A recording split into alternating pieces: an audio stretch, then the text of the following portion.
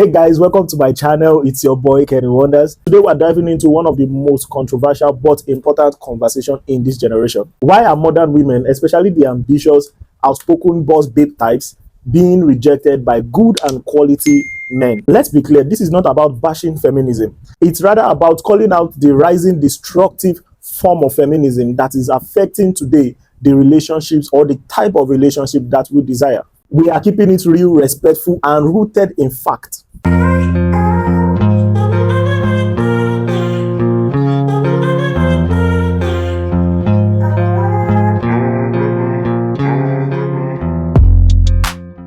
Modern feminism in some cycle is no longer about human rights or equality. It's now about dominance. The first and second waves were about giving women a voice, a voting right, education, freedom from oppression, and that was powerful. But what we're experiencing in today's world is a radical shift. It promotes a narrative that says men are the problem, I don't need a man, or submission is weakness. And guess what? Guys are paying attention and keeping their distance. Most of them are walking away. There is something we need to understand here, that men and women need each other. We are interdependent social beings.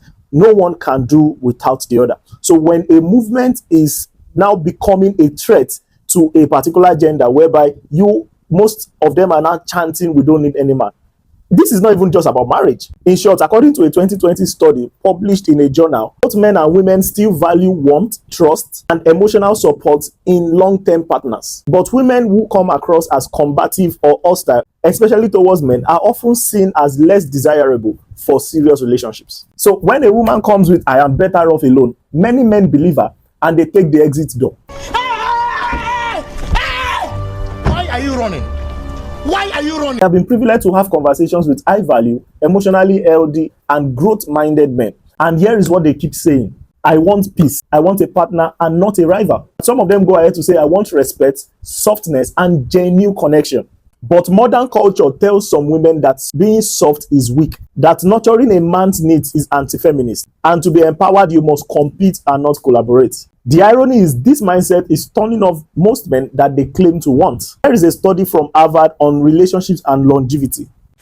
It shows that emotional intelligence, vulnerability, and relational trust are the top predictors of long-term relationship success, not degrees, not salaries, and not independence. This is a research that has been on since 1938. One of the things that has been discovered and is still being understudied is that there is a relationship between the health of individuals and the relationship they have with one another, with especially a lifelong partner. In other words, this trend of ladies coming out to push a narrative that they don't need relationships, that they don't need men, is going to do you more harm than you can ever imagine. Now, let's talk about destructive feminism. This version says that you should never compromise in love, you should never apologize, even when you are wrong, and you should always put yourself first, even at the expense of others. The result is bitterness, isolation, and this could even breed a mentality of it is me versus him, instead of we as a team mentality. Look, there are powerful and amazing women who are doing great things out there in the society, yet they know how to nurture love and partnership.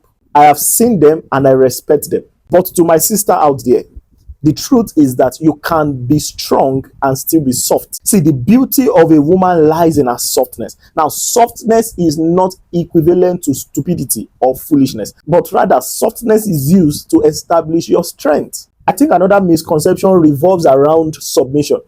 People have emphasized submission like it's a slave to master relationship. But no, as a matter of fact, I believe life is designed that we submit one to another. If I want to book an Uber, I need to submit to the driver. So I need to trust the driver's ability to take me to my destination. I am submitting. What if he chooses to drive into a ditch?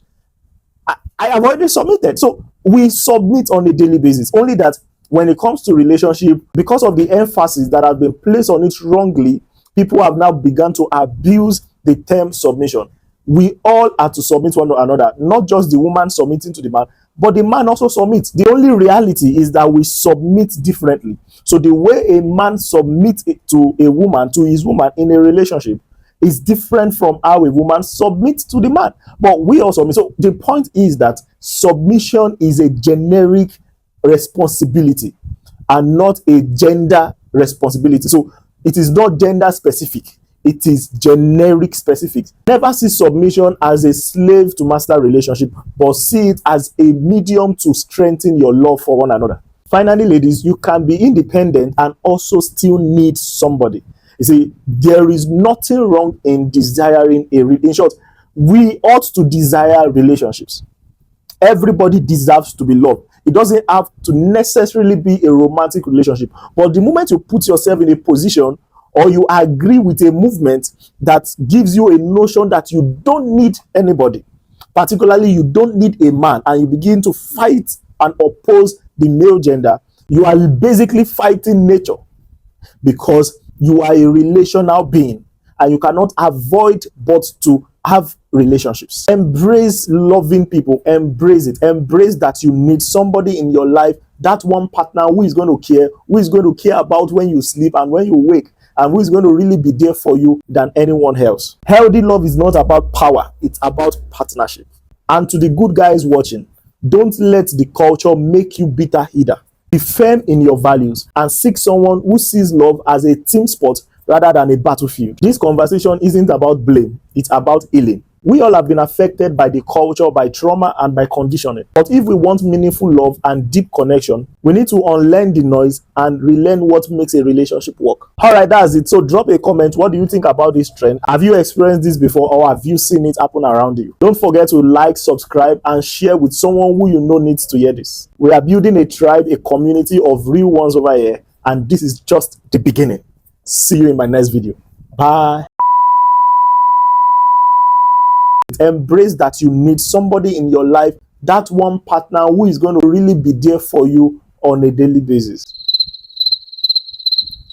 and who is going to be there for you than anybody will ever. Oh shit! Oh shit! And who is going to be there for you than anybody ever will. It is what it is. It is what it is.